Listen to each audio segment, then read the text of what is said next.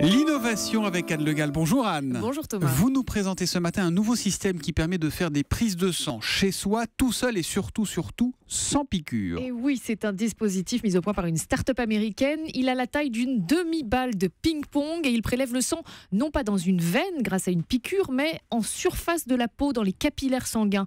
Donc ça permet d'aspirer de façon indolore une toute petite quantité de sang. C'est 10 fois moins que ce qu'on recueille habituellement lors d'une prise de sang classique, mais ça suffit pour surveiller le taux de cholestérol, la quantité de sucre dans le sang, ou ça suffit pour détecter la présence d'une infection ou de cellules cancéreuses. Mais ça laisse quand même une trace sur la peau ou même ça disparaît? Alors une toute petite rougeur qui disparaît en 3 jours.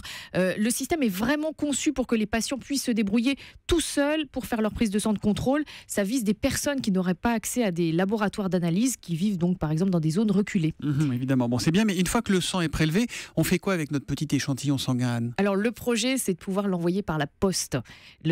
D'ailleurs, le projet intéresse tellement l'armée américaine que les créateurs ont reçu 3 millions de dollars d'aide de la part de l'agence américaine pour les projets de recherche de la défense, la DARPA, pour que les chercheurs puissent trouver le conditionnement qui permettra de conserver ce sang sécurisé, que ce soit pas dégradé.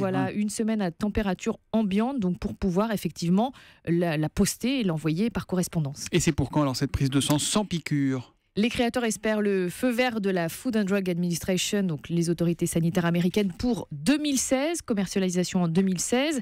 Et au départ, l'idée, ce serait de réserver l'appareil aux hôpitaux pour des tests avant de le généraliser. Donc les Français vont devoir attendre encore quelques années avant de pouvoir en profiter. Et en attendant, on serre le point, tac, ça pique au Ça même dure pas pansement. longtemps. L'innovation avec Anne Le Gall, c'est tous les matins sur Europe 1. Demain, Anne. À demain.